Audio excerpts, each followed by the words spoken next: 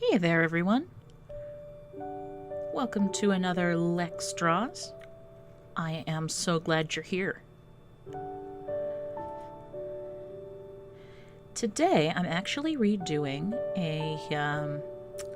not really redoing, but rather doing another picture of a previously done character that I've done on the channel before. This is Bee, the little tree fairy again. This one I decided to do just because I had them sitting on their little pod last time, and I thought that little pod looked so cozy. And I thought, okay, well, I really wanted to do something really relaxing, something with like Bee Baby, like asleep, cuddled up in the pod. It just looked like a sleeping bag, but even more cozy. So I decided to do that. You can see here I'm doing the initial sketch, trying to get the posing just right. It's one of the reasons I like doing this in digital, because if I need the arm to move or something to be resized, I don't have to redraw the entire thing. All I do is just select that one area, and then I can move it, and then just redraw where it joined. And besides, with this being a sketch and all, it doesn't have to be perfect. You just wait until the lines to get as close to perfect as you can.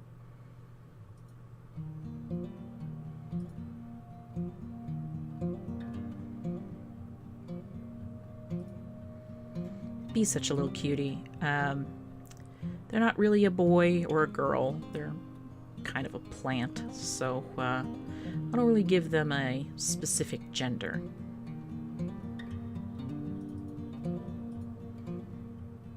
Their pronouns are they, them, if you care.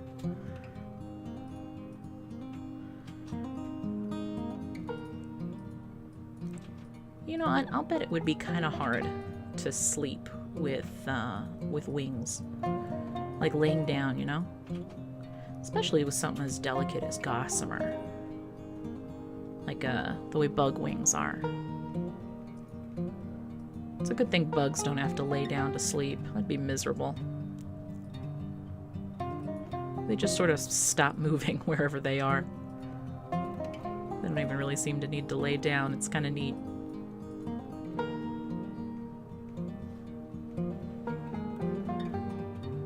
Maybe when you're that light and small, you don't have to take the weight off your legs in order to relax.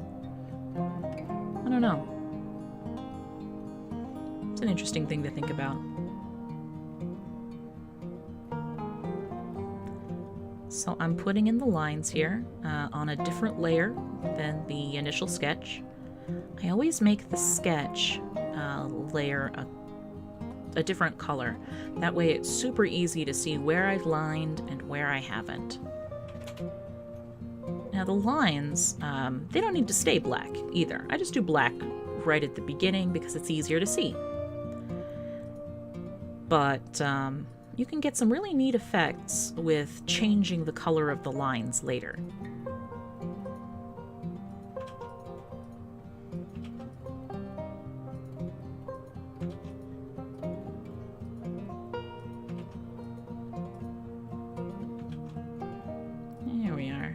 Done with the lines now.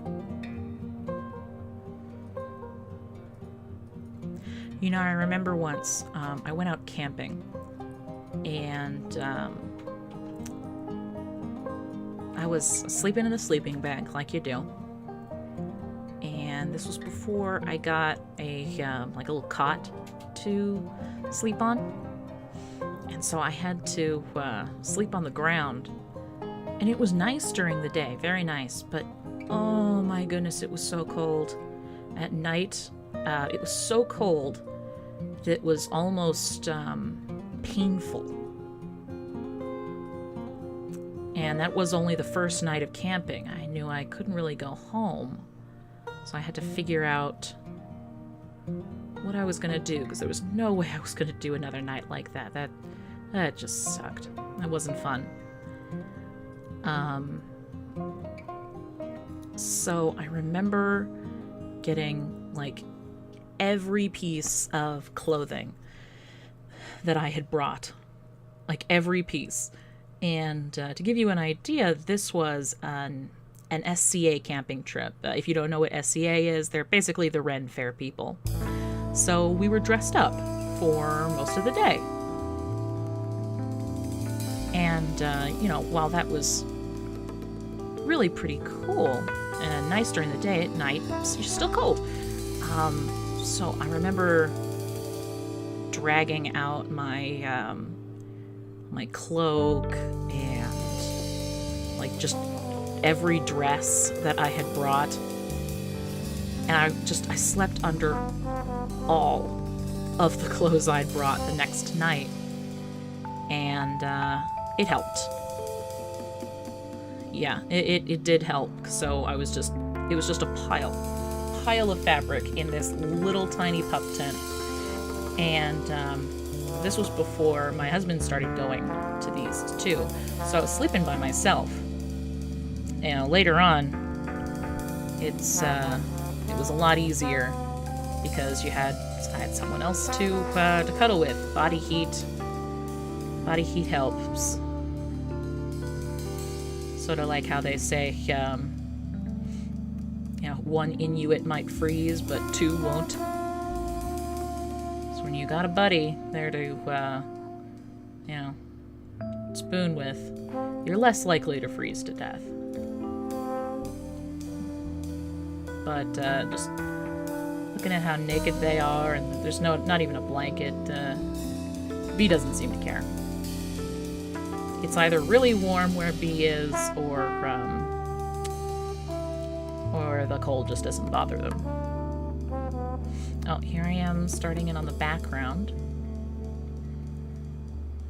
I decided to be really indistinct with this particular background, just a suggestion of trees and light. But as I got going, it was like, these are daytime colors. Why am I doing daytime colors when they're asleep? So you'll be able to see in a little bit that I changed the entire color palette of the background to a more nighttime look.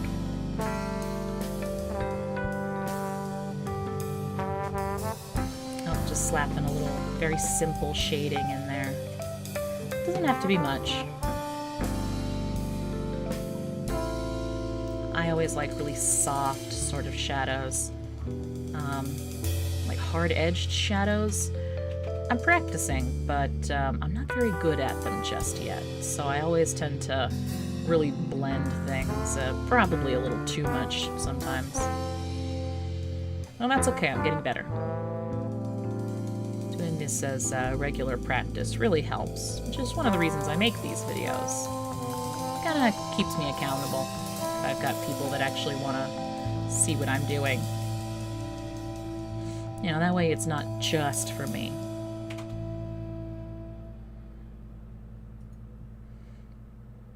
So yeah, putting a lot of the little details into Bee's skin. The highlights, the shadows, and those little glitter freckles they have.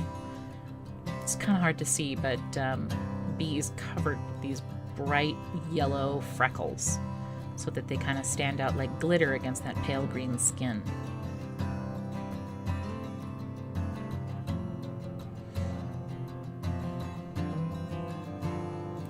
Being organized with your layers, it's so helpful. Really name all your layers if you can.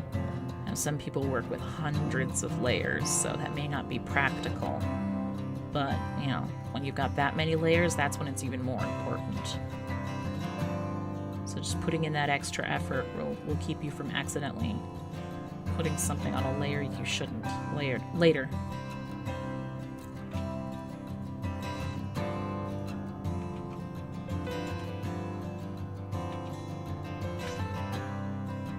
I use different forms of the smudge tool to help blend With Procreate, I can turn any paintbrush into a smudge tool.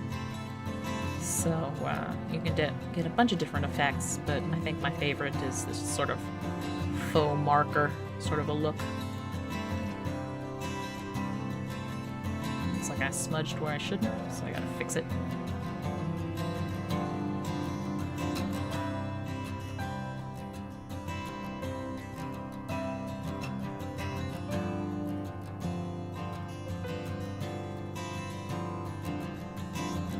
I have a lot of fun with Bee's color palette. I like pastels. They're a lot of fun to work with, and sometimes you can get some kind of fun and surprising color combinations that way.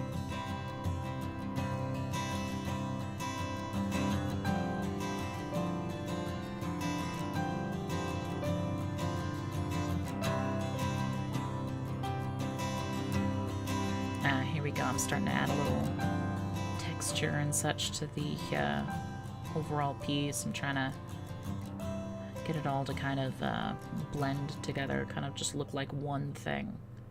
I know that doesn't make a whole lot of sense. I'll eventually find a good way to explain it.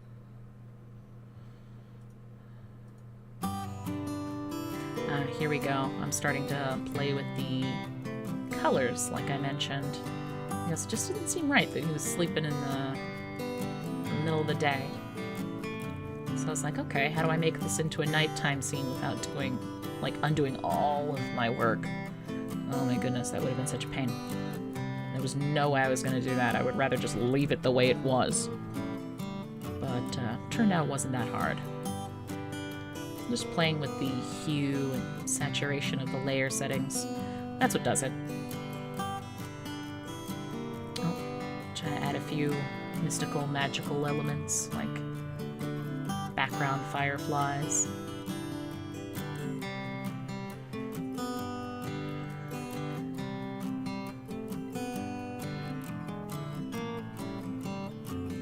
Oh, gotta have my glow effects. Lord knows I love my light shines and my glow effects.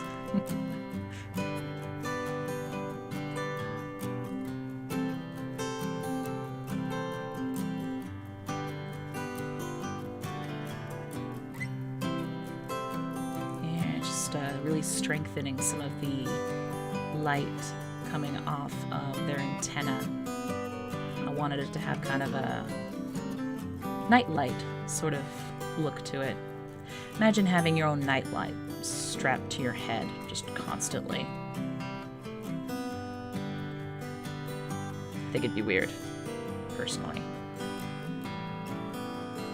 Oh, a little bit more texturing. Sort of a whole piece unification. That's on a different layer, so I can manipulate the color easier too.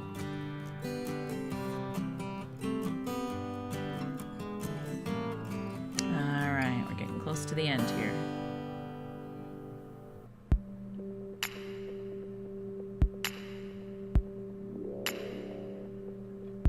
Here we go. And now for the quick version. So you can see it all at once.